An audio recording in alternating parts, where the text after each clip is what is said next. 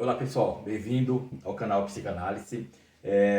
Vou comentar agora aqui um vídeo, né, do Miguel, que ele é da Red Pill, né? E como eu falei, né, eu vou postar mais vídeos assim ligados ao pessoal Red Pill, porque eles falam de relacionamento, falam de amor, né? E da situação do homem, né, na modernidade, em contraponto ao feminismo, né? Então acho que como a galera do meu público do canal é homem, né? Então acho que é um viés e assuntos interessantes, né? Para eu poder abordar. Esse vídeo que ele tá falando aqui tá com o título A Verdade Dura de Aceitar sobre os Relacionamentos, tá? Então aqui a situação é a seguinte. O Miguel está dizendo que todos têm esqueletos no armário, que são o quê? Esqueletos no armário são traumas psicológicos, que seriam quebra de confiança, né, nas relações anteriores. Então toda relação, né, segundo ele está dizendo, vai ter momentos que um ou outro, ou os dois, um vai causar uma situação de estresse, de perda de confiança, de queda de amor, de carinho, de um tratamento assim, não vou dizer tóxico, mas um pouco prejudicial para a relação. Então ele coloca isso. E isso todo relacionamento vai causar e isso fica guardado na pessoa. Então se ela vai para outro relacionamento, aquilo lá fica como um trauma nela, né? E vamos dizer assim que a tendência é que aquilo afete os relacionamentos seguintes, certo? Né? Então, só que aí você vê, o que diz esse viés? Que as pessoas vão guardando e vai acontecendo traumas nelas, né? Que elas vão guardando, tipo assim, para elas. Acontecem coisas que não gostam, tipo uma traição, uma agressão por uma besteira, um insulto indevido. Então isso seria, como, na visão dele, assim, chamado como esqueleto no armário. Quer dizer, fica guardado e segue o relacionamento. Então, quer dizer, nenhum relacionamento é perfeito, aquele mar de rosas, sabe assim? Não é aquele conto de fadas que a gente vê nos filmes e que é o que todo mundo deseja, mas que não é real, né? Porque vai ter uma cota ali de perrengues, né? De situações críticas no relacionamento, né? Aí que acontece? Muitos relacionamentos acabam justamente por isso, por causa desses pequenos perrengues, né? Ou médios, né? E outros não acabam administrando, né? Acabam, como diz, pondo uma pedra em cima e segue o relacionamento. Então fica esse esqueleto no armário, no armário, né? Nessa relação, e se a pessoa sai e vai para outras, esses esqueletos vão estar ali e pode se produzir mais situações, né? Que vai, tipo assim, gerando uma carga nas pessoas, né? Aí ele coloca uma frase ali que eu já meio que discordo. Ele fala que os relacionamentos quebram as pessoas, criam trauma. Então aí dá a entender que a própria estrutura do relacionamento é que prejudica as pessoas. A culpa estaria no relacionamento e não nas pessoas, né? Então eu acho que ele talvez não tenha sido assim muito feliz quando ele fez essa colocação. Que mais pra frente ele desmente, né? Ele diz o quê? Que ele tem uma amiga que ela trocou de pessoas várias vezes e continuou dando perrengue. Né? Então quer dizer o quê? Não é as pessoas que são problemas. O problema está no relacionamento, certo? Só que relacionamento é a união de duas pessoas ou mais. Relacionamento não existe do nada, né? Um relacionamento é constituído com duas pessoas. Né? Por exemplo, tem uma pessoa que ama uma outra, a outra não ama e não tem relação, não tem relacionamento. Então não vai ter uns perrengues porque não tem relação. Então o relacionamento é construído por duas pessoas ou três, certo? Então quer dizer, a culpa dos perrengues em si não é do relacionamento. A culpa do perrengue é as pessoas e a estrutura das pessoas. Que acontece o quê? Num relacionamento, a estrutura das pessoas, que eu vou mostrar daqui a pouco aqui na fórmula da mente, é que causa esses problemas, tá ok? Então, resumindo, a culpa dos relacionamentos darem errado é das pessoas no relacionamento. E vamos dizer assim, todas vai acontecer em grande parte. Raramente é um pouquinho mais, um pouquinho a menos, né, de perrengue, mas todos vão ter perrengue. Porque cada ser humano é um, cada ser humano tem as suas peculiaridades, tem os seus interesses e muitas vezes conflita, certo? Então isso já é esperado. Não vai existir um casal que vai falar, nós somos 100% compatíveis, 100% feliz, se encaixa tudo, sabe? Não tem como, né? Vamos dizer que se seja assim, se fizer um checklist, ó, 10 qualidades do homem, 10 qualidades da mulher para ter um relacionamento feliz. Ninguém vai ter os 10, se um tem 10, o outro não tem, né? Se der a sorte de ter alguém que tem os 10 quesitos, o homem ou a mulher, o outro não vai ter, certo? Já é difícil um ter os 10 quesitos para fechar com os outros 10 quesitos do outro para falar, olha, perfeito, fechou bonitinho, não tem, né? Se vamos dizer assim, se o limite, a cota é 10 itens, vai ter 5, outro 6, 7, 4, 3, e o outro do outro lado, mesma coisa. 7, 5, 4, sempre vai ter uma sobra, uma falta, né? Sempre vai ter uma falta, não digo nem a sobra, vai ter uma falta, tá? Então nunca vai ter aqueles encaixes, vai faltar uma coisinha em cada lado, isso é normal. E é aí que entra os perrengues, certo? Então eu acho que ele foi meio infeliz assim, que ele quis dizer que o relacionamento quebra as pessoas. Não, eu ao contrário, as pessoas quebram o relacionamento. Tá? Então o Miguel aí, ele deu uma rateada aí no pensamento e na fala dele, né? Aí ele fala que não existe relacionamento perfeito, né? Que não gere trauma em um ou no outro. Isso eu concordo, né? Mas como diz, não existe relacionamento perfeito, por quê? Porque não existem pessoas perfeitas, entendeu? Novamente, o problema não é relacionamento, o problema são as pessoas, né? Não existe relacionamento perfeito, porque não existe pessoa perfeita. Todo mundo tem sua cota de, como fala, de médico louco, cada um temos um pouco, né? Então é isso. Né? Então não tem como fechar 100% de pureza, como diz assim. Ninguém é um ouro puro 100%, né? Como fala o ditado. Até nem o ouro é 100% puro, né? Tem que ter alguma coisa para dar uma liga. Então vamos dizer que seria nesse sentido, né? Então, resumindo, né, nessa análise que ele fez, eu digo e vou provar aqui com a teoria da gangorra que as pessoas é que quebram o relacionamento. Tá? Então a culpa de relacionamento não é porque a relação, o relacionamento já vai causar isso nas pessoas, né? O relacionamento é destrutivo, então não vamos nos relacionar, porque o grande mal é o relacionamento, certo? Aí se a pessoa não tiver em relacionamento, ela vai ser feliz. Isso é balela. O problema dos relacionamentos está na própria estrutura mental, inconsciente, narcísica do ser humano. E é isso que a gangorra prova, porque essa é a fórmula da mente. Tá? Então vamos voltar aqui, né, novamente na fórmula aqui, né? Tá? Eu dou sempre o passo a passo, porque pode ter sempre pessoas diferentes, né, acompanhando o meu vídeo, né? Então eu sempre começo o desenho do primeiro aqui, né? Falando da R2, né? Que a R2 é o que? A posição na mente, né? Que é uma marcação da pessoa aqui perante os objetos. Tá? Então essa aqui é uma estrutura básica, inicial, R2, que é uma relação de inferioridade, de negatividade, de falta, de incompletude, de angústia, né? Então essa é uma relação penosa. Então o relacionamento é o que? É a R3. Aqui você vê, é uma relação de igualdade. Relacionamento é o que? É uma ligação, é uma união com o outro. Tá? Aqui é um apartamento total, ó. É um apartado total. Tá? Isso é conflitante, porque não dá liga, não tem liga. Então isso aqui não é uma relação feliz, certo? E a posição dela, quanto mais ela tiver na verticalidade, pior é. Né? Pior é pro ser aqui, né? No ego, vamos dizer assim, usando o termo psicanalítico. Pro ego, né, de cada um de nós, ó, quanto mais nós estivermos nessa posição mais verticalizada aqui, olha, é mais sofrido, mais penoso. Tá? Então, quer dizer, uma relação dessa aqui é quase que insuportável. Tá? E o que acontece? Nós vamos ter uma posição aqui da gangorra, por isso que é a gangorra, já é uma situação mais suave, tá ok? Então ela tem esse movimento. Tá? Enquanto esse pode descer, esse aqui sobe. Quando esse desce, o outro sobe. Tá? Então essa é uma relação de gangorra. Tá? Então essa relação é que é uma marca perpétua em todos nós, ninguém sai disso, ninguém apaga, ninguém anula isso aqui. Aí o que acontece? Para compensar essa relação, a mente arma a R3, que é o que? Buscar um objeto, né? Aqui ele está apartado do objeto. Então o objeto aqui é algo assim que interessa para o ego ter um domínio, ter vamos dizer assim, um uso, uma completude com esse objeto. Então a R3, ó, ligação, né? Sentido de ligação serve para isso. Tá? Então quando a gente fala na relação, a relação começa aqui, ó. A relação começa na paixão, que é a relação 1, que é a mais forte na mente.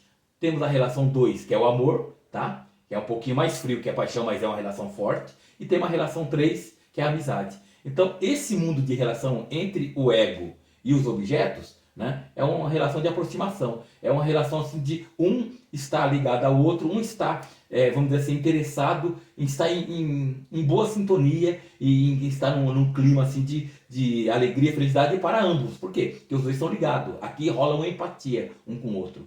Só que essa aqui é uma satisfação parcial. Tá? Então essa relação aqui satisfaz parcialmente essa posição, porque essa posição na realidade ela vai estar sempre ativa, sempre marcando. Enquanto se está um pouco feliz na relação, está um pouco infeliz porque essa relação ela vai estar aqui em certo grau, né, de incompletude, de falta. Tá? Então, resumindo, o sonho do ego é sair totalmente dessa posição. É não existir nessa posição. O sonho do ego é anular a R2. É acabar com a falta, acabar com a carência. E essa relação não dá conta disso. Ela apenas minimiza e ela torna tolerável e até um pouco satisfatório, tá? E vamos dizer assim, ela cria, como quem diz, uma compensação de satisfação para essa posição aqui negativa. Porque isso aqui é uma posição negativa do ego. Posição negativa, aqui é uma posição mediana, só que para resolver essa incompletude, vamos dizer assim, e essa falta, né, porque aqui ainda está no meio do caminho, ela cria a R4, a relação R4, que é o quê? É uma posição narcísica, totalmente. Tá? Então, resumindo, toda posição é narcísica. A R4 é narcísica, a R3 é narcísica, a R2 é narcísica, a R1, narcisismo total, que é o bebê no útero ainda, né? Ele é um narcisismo total, por isso que é uma bola cheia, tá? Uma representação do quê? Narcisismo total. Aqui o bebê ele não tem ciência de objeto. Ele não sabe que ele é dependente do objeto. Ele nem sabe da existência do objeto. Então ele é um narcisismo total. Aqui não. Aqui a coisa já se estrutura. Tanto é que você começa a ver que tem seta mostrando a sinalização, como é que as coisas funcionam, como é que anda. Tá, ok? Aqui não tem isso. Porque só existe na realidade, na mente do bebê, né? Só existe ele. Tá? Então, resumindo, para melhorar essa posição, que não é ruim, mas também não é tão boa, que é média, né? A gente tem na mente a R4. A R4 é uma posição mais narcísica. Por quê? Porque aqui o ego está por cima. Tá? Então o ego aqui ele pode ir de uma relação um pouco mais amena aqui, como na R2, certo? Só que agora aqui está inverso. Aqui o ego está como um sofredor e dependente do objeto. Na R4, o ego é um dominante. Ele é um poderoso em relação aos objetos. Então, essa relação R4 é muito desejada pelo ego narcísico. Então, quando se vem para essa relação aqui, a tendência é se manter aqui ou subir, ou escalonar o narcisismo. Tá? Só que aqui que dá o grande perrengue. Quanto mais se escalonar o narcisismo aqui, pior vai ser a relação para o objeto. O objeto aqui vai sofrer, vai penar, né? Vai ficar na posição inversa do ego. Então aqui ele sofre perante o objeto. Aqui ele vai fazer o objeto sofrer perante ele. Tá? Então quanto maior o narcisismo, maior vai ser a dor, a falta, vamos dizer assim, a angústia do objeto que está sofrendo a relação, né, do ego no inconsciente. Então qual que é o trauma, como ele fala que acontece nas relações? Acontece que quem está em relação aqui de amor, certo? Quem está em relação de paixão, automaticamente vai cair para a relação de amor. Cedo ou tarde, a relação de paixão vai desarmar e vai ficar no amor. Só que muita relação de amor, também uma grande maioria, vai cair para uma relação de amizade. E muitas até saem da amizade e fica como se fosse uma neutralidade. Um tipo assim, nem é uma relação praticamente quase morta, né? Porque já não tem nenhuma amizade. Somente se tiver uma relação agressiva entre as duas pessoas, tanto de amor como de amizade mesmo, né? Se rolar uma agressão, uma desilusão, né? A pessoa nem está na relação de amizade mais, já está numa relação aqui fora de um contexto de calor afetivo, de calor humano. Então, vamos dizer assim, o ego que está nessa relação, né, a qualquer momento, se ele não tiver uma certa empatia, uma certa ligação dele mesmo com o objeto com ele vai se afastando e esfriando essa relação. Essa relação ficando fria, o que acontece? Não vai estar dando sustentação para R2, não vai estar servindo como defesa para R2. Então, se o perigo de desarmar R3 é o quê? A carência total aparecer na R2 e ela fazer uma relação, né, verticalizada. Então o ego teme, né? Todos nós temos nosso medo maior aqui no inconsciente, que é o quê? O ego se vê numa posição totalmente de inferioridade, de desvalor, de angústia. Então, quando o ego percebe que ele não está tendo uma relação legal aqui, e o medo dele voltar para cá e numa situação terrível de sofrimento e penúria, ele corre para armar R4. Quando ele arma R4, o objeto que está em relação aqui com ele vai cair, vai perder o valor. Então, na realidade, o objeto vai cair para cá, certo? O ego vai ficar nessa relação aqui de poder, né? E o objeto vai ficar aqui. Só que aí ele faz, como diz a paisana, né?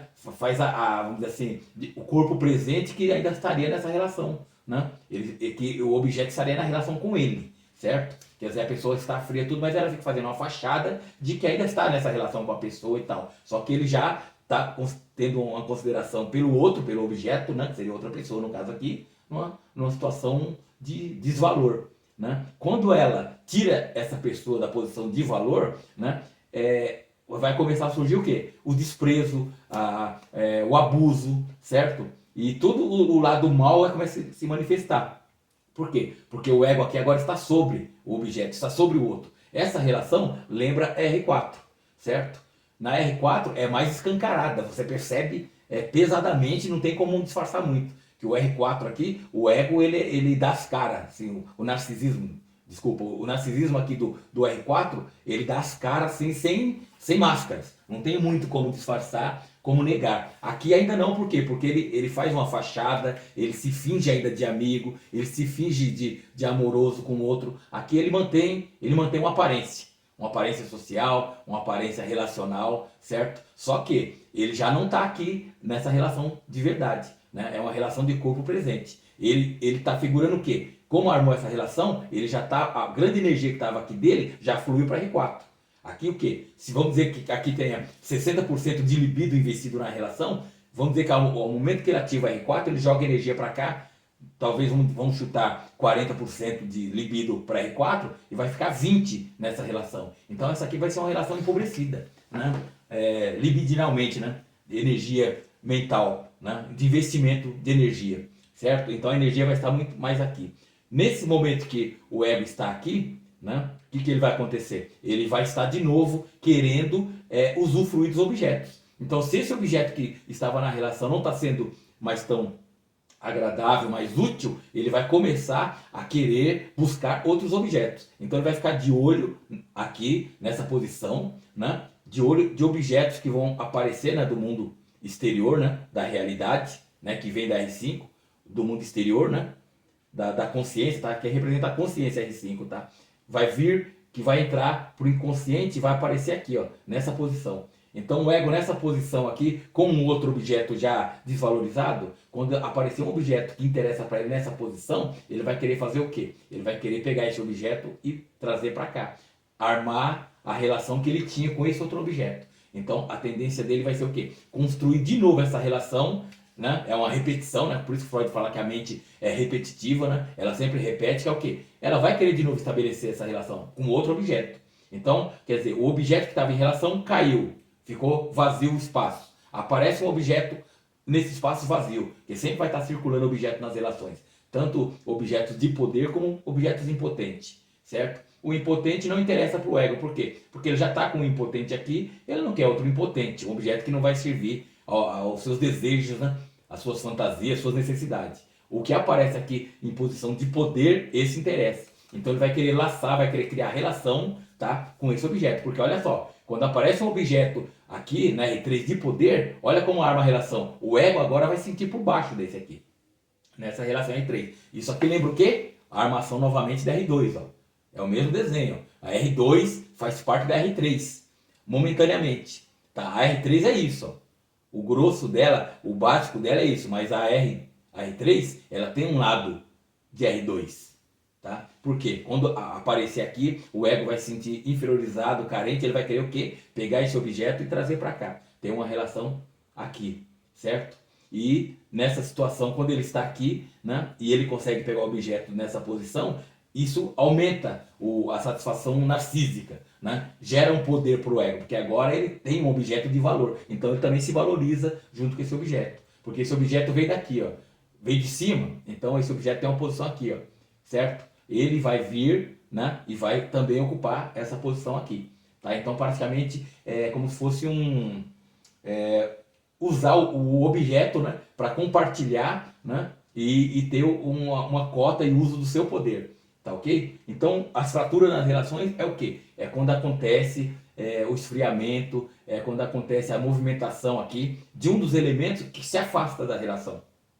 Se os dois puderem resistir e trabalhar e aguentar para a relação ficar sempre no amor, ótimo. Essa relação pode perdurar durante muito tempo e aí sim, ele, como ele falou, vai ficar um pequeno esqueleto no armário, que é o quê? É coisas guardadas, que vai aqui, ó, tá? Do ego. Ele vai jogar pro inconsciente aqui da relação, tá? Isso aqui como se fosse um arquivo que vem e vai para a mente no ego inconsciente. Tá? Então as pequenas picuinhas vai ficar arquivada, vai ser guardada. Então isso aqui seria o esqueleto no armário. E a relação segue. Só que, como diz, como essa instabilidade de posição, porque a qualquer momento um ou outro pode mudar de posição, né, já é um grande problema para a relação. Então, a relação, vamos dizer assim, ela não é culpada pela situação dos indivíduos. São os indivíduos que têm essa fluidez dentro da relação. Por quê? Porque estando nessa relação, é normal se passar da 1 para o 2, para o 3, né? E ficar nesse movimento aqui, né? Tentando se segurar na 2 para não ir para 3,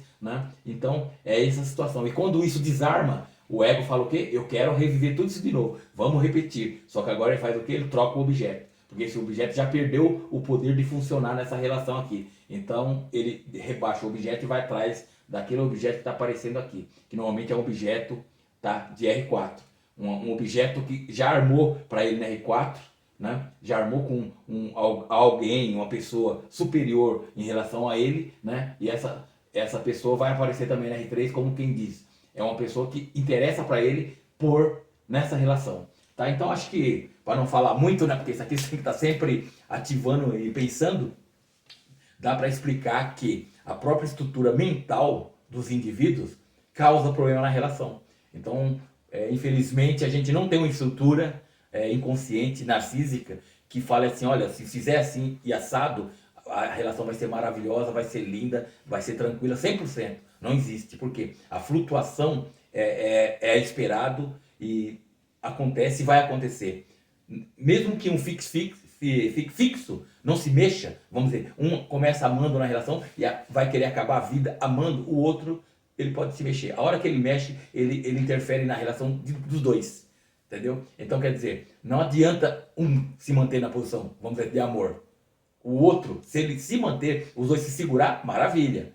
Certo?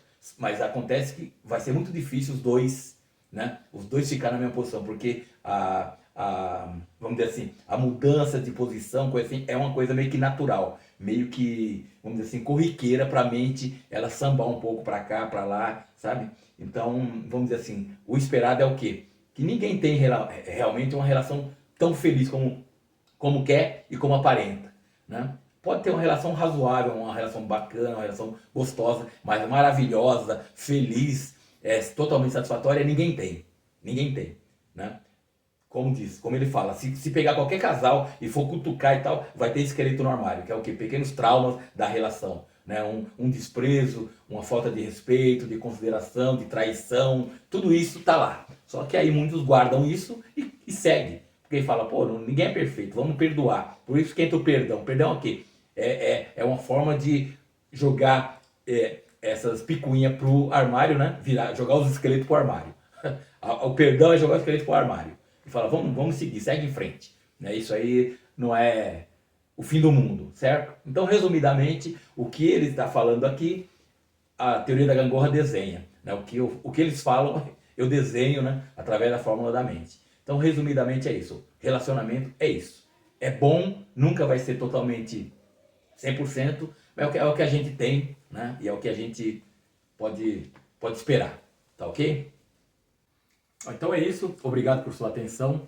Se você ainda não é inscrito no canal, eu peço que se inscreva, que dê o joinha para curtir, me ajudar a desenvolver o canal, tá ok? Se tiver interesse no livro que eu recomendo a ler, né, porque a Fórmula da Mente, Teoria da Gangorra, parte desse livro aqui, tá? Com uma leitura fácil, gostosa de ler, tranquilo, tá? Eu recomendo que você leia o livro, se tiver interesse em consultoria, em fazer terapia, né? Você pode marcar pelo zap que está na descrição e aqui também na tela sempre está aparecendo no vídeo, tá ok?